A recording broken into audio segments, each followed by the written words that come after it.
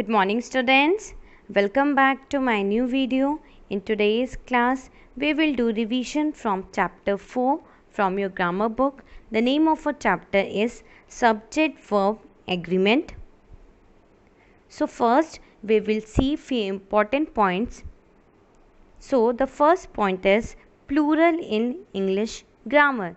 That means grammar में जब आपको प्लूरल बनाना है, मीन्स जो वर्ड्स दिए गए हैं उनको आपको जब प्लूरल फॉर्म में बनाना है, देन आप कैसे बनाएंगे. First point, to make a noun plural we add s. That means अगर कोई नाउन है आपको उसे प्लूरल फॉर्म में बनाना है, then you have to add S at the end of noun. Means जो नाउन का जो वर्ड है वो दिया गया है, उसके लास्ट में आपको एस ऐड करना है, then it becomes noun plural form. Singular, girl. यहाँ किसके बारे में बात हो रही है? सिर्फ एक ही गर्ल के बारे में बात हो रही है. सो ये क्या है? गर्ल सिंगुलर है. अब गर्ल को जब आपको प्लूरल फॉर्म में बनाना है, then it will become girls. So now you are adding S with girl, so it become girls.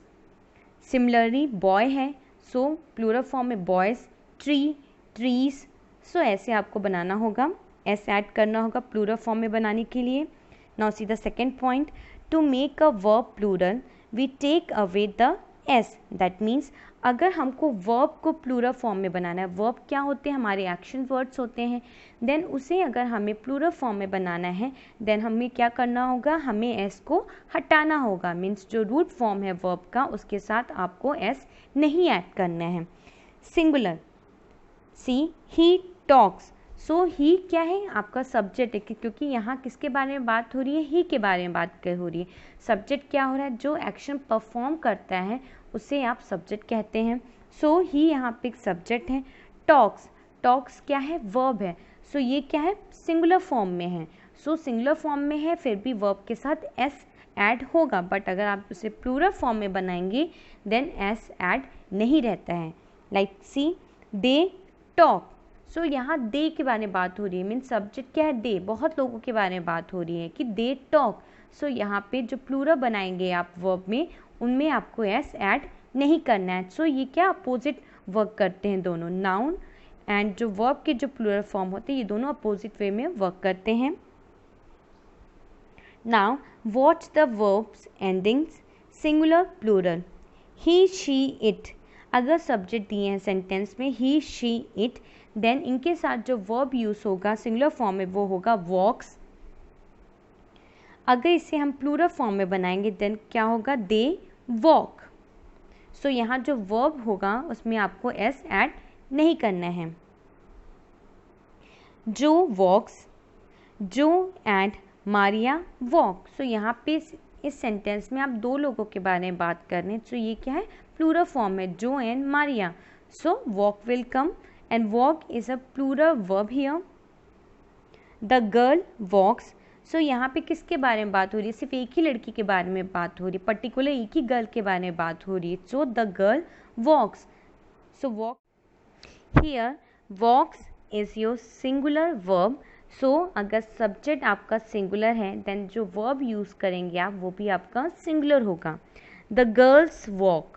सो यहाँ किसके बारे में? प्लूरल. मीन्स बहुत ढेर सारी लड़कियों के बारे में बात हो रही है. सो यहाँ जो वर्ब यूज़ हुआ है वॉक, वॉक क्या है? प्लूरल फॉर्म है ये वर्ब का. So by this we can say that if the subject of a verb is singular, the verb should also be singular. That means अगर सब्जेक्ट जो sentence में है वो सिंगुलर है, देन जो वर्ब यूज़ होगा वो भी आपका सिंगुलर ही यूज़ होगा. बट अगर सेंटेंस में जो सब्जेक्ट है वो प्लूरल है, देन जो वर्ब यूज़ होगा वो भी प्लूरल फॉर्म में यूज़ होगा. सो यही मतलब होता है सब्जेक्ट वर्ब एग्रीमेंट का, कि जो सब्जेक्ट है सेंटेंस का एंड जो वर्ब है सेंटेंस का, वो दोनों एक दूसरे से मैच करना चाहिए. That is called subject verb agreement.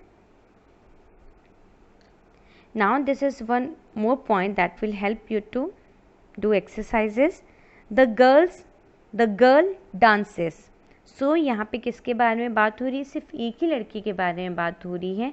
Then the girl क्या है? आपका सब्जेक्ट है. सब्जेक्ट सिंगल सब्जेक्ट है. सो सिंगल सब्जेक्ट के साथ जो वर्ब आप यूज़ करेंगे वो भी सिंगुलर फॉर्म में यूज़ करेंगे. So it become dances. So जब वर्ब आप सिंगुलर फॉर्म में जब बनाते हैं देन आपको एस ऐड करना होता है, बट जब आप प्लूरल फॉर्म में बनाते हैं देन आपको एस हटाना होता है। Like you see, the girl, no S is there in the subject, but S is added on verbs.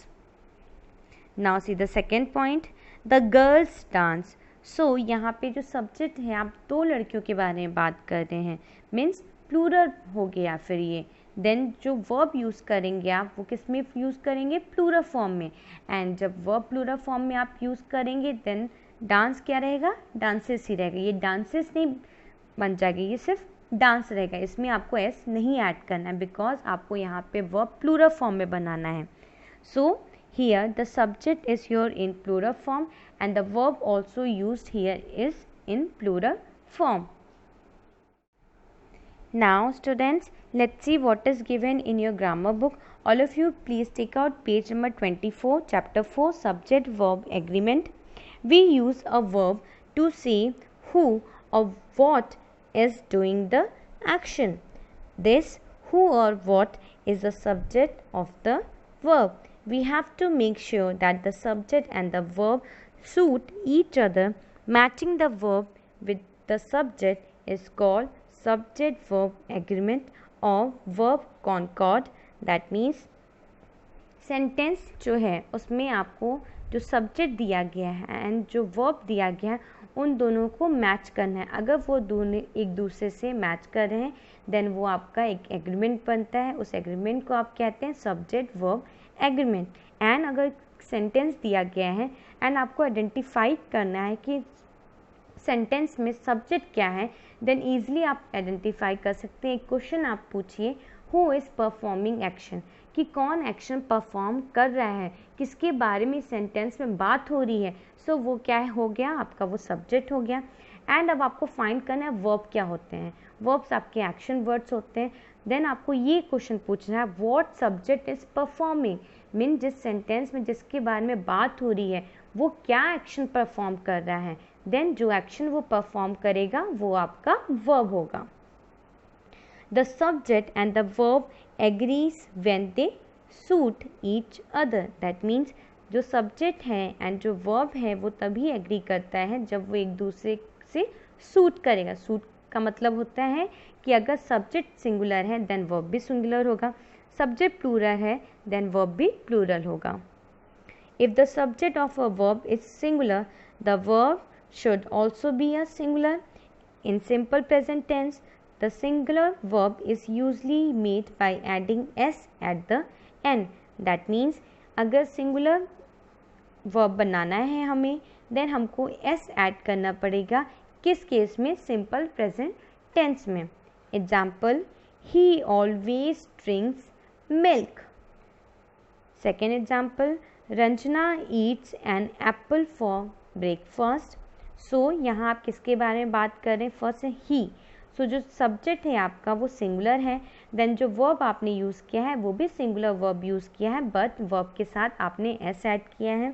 Now see the second example, Ranjana. Ranjana भी आपका जो सब्जेक्ट है वो सिंगुलर सब्जेक्ट है एंड इसमें जो वर्ब आपने यूज़ किया है वो भी आपने सिंगुलर यूज़ किया है बट जब आप वर्ब यूज़ करेंगे यहाँ पे देन आपको एस ऐड करना है। सो it become Yeats. The words drinks, eats, sings, falls or tries are the forms of verb. This form of a verb is called the third person singular. Means ये सारे जो words हैं verb के, drink, eat, sings, falls, tries, ये क्या है, third person singular form है verb के।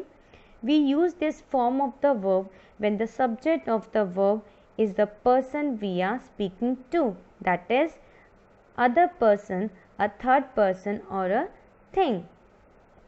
We make the third person singular form by adding es at the end of some verb.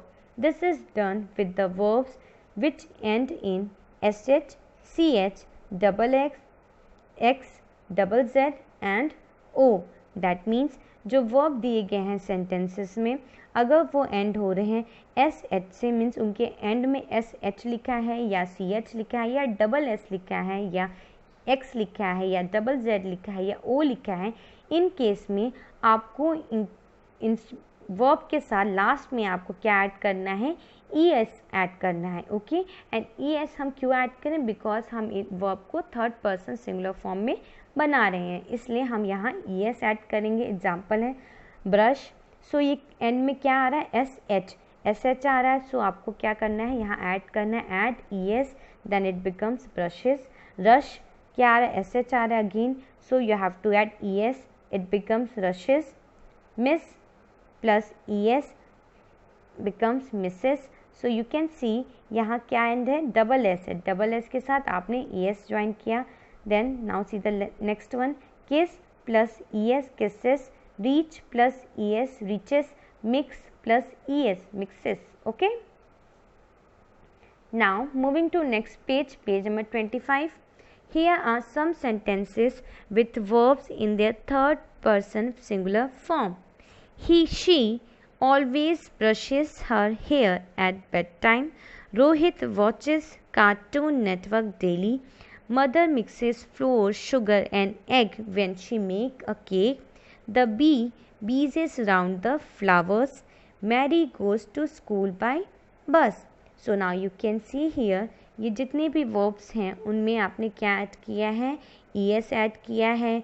सो क्या बन गए हैं, जैसे फर्स्ट है brushes, watches, mixes, बजेस, goes.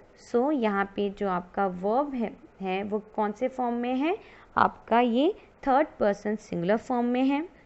Now see the next point, in the verb that ends in Y we change the Y to an I and then add es to make the third person singular form.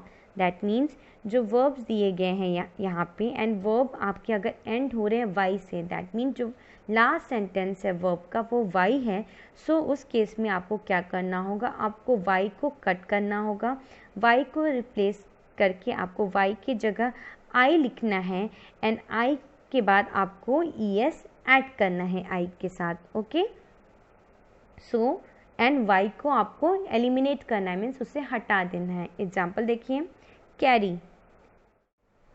Example carry, carries. So you can see here you are eliminating y, that means you are replacing y with I and then you are adding es, so it become carries. Mary, in this y you are replacing with I and then you are adding es, it become marries. Cry, cries. Copy, copies. Study, studies. Hurry, hurries. Fly, flies. Worry, worries. Bully, bullies. Now moving to next point. There are some verbs that end in y and have a vowel before the y. Then we only add an s at the end to make the third person singular form. That means अगर verbs दिए गए हैं and verbs end हो रहे हैं y से and y के पहले vowel letters आ रहे हैं, vowel letters कितने होते हैं, 5 vowel letters हैं आपके पास, जो कि हैं a e i o u। that means ये सारे letters हों and उसके बाद y हो, so आपको क्या करना होगा, then आपको सिंगुलर जब वर्ब बनाना है देन आपको एस ऐड करना होगा वाई के बाद। एग्जाम्पल बाय, बाय में आप देखिए कि वाई के पहले क्या आ रहा है, यू, यू क्या है, एक वाउ लेटर है। So in this you will do like this, buy plus S, then it will become buys. Pay plus S, pays. Say plus S, says. So you can see here say, so Y के पहले क्या आ रहा है, एक vowel letter आ रहा है, सो letter क्या है, A. So in this you will add S, so it become says. Annoy plus S, annoys. Pray plus S, prays. Stay plus S, stays. Father buys fruit at the market. Mr. Bajaj pays his bill in cash. My friend says he has a dog called Pluto. Asha stays with her granny at the weekends. if a subject is plural, then the verb use should be also in plural. We do not add s, es or ies to plural verbs. That means अभी हमने देखा कि जब subjects sentence में आपके singular में होंगे then जो वर्ब यूज़ होगा वो भी आपका सिंगुलर होगा। एंड जब सिंगुलर वर्ब आप बनाते हैं देन आप कभी एस ऐड करते हैं, देन कभी ई एस ऐड करते हैं या फिर कभी आई ई एस ऐड करते हैं। बट जब वर्ब को आप प्लूरल फॉर्म में बनाएंगे देन कभी भी आप एस या ई एस या आई ई एस वर्ब के साथ ऐड नहीं करते हैं। Now see the next page, page number 26. For example, mother and father take care of us. Grandpa and grandma love us. The stars shine brightly on a clear night. The children are playing in the park. All birds lay eggs. Some plural nouns such as people, cattle, police do not end with s, but we have to use plural verb with them. If the subject of a verb is a group noun, we can use a singular verb or plural verb. Group nouns are usually singular in nature. That means अगर sentence में जो आपका subject है वो एक group noun है, group noun का मतलब होता है वो एक कलेक्टिव नाउन है, देन इस केस में जो वर्ब हम यूज़ करेंगे वो हम सिंगुलर वर्ब भी यूज़ कर सकते हैं, प्लूरल वर्ब भी यूज़ करते हैं। बट ये कहाँ अप्लाई होता है? सिर्फ ग्रुप नाउन के साथ। ग्रुप नाउन का मतलब होता है सिर्फ कलेक्टिव नाउन के साथ ही हम ऐसा करते हैं कि कभी हम सिंगुलर वर्ब यूज़ करेंगे एंड कभी हम प्लूरल वर्ब यूज़ करेंगे। Examples, the audience laughs at his jokes. So here the verb is singular. The audience laugh at his jokes. Plural verb. The family comes from Mumbai. Singular verb. The family come from Mumbai. Plural verb. Our team has won. Singular verb. Our team have won. Plural verb. The band plays music that I like. Singular verb. The band play music that I like. Plural verb. So now we have completed this chapter, chapter number 4, subject verb agreement. So इस chapter में आपको सिर्फ 2 ही points, important points जो आपको याद रखने हैं कि अगर सब्जेक्ट दिया है सेंटेंस में एंड सब्जेक्ट आपका सिंगुलर है देन जो वर्ब आप यूज़ करेंगे वो आप सिंगुलर वर्ब यूज़ करेंगे।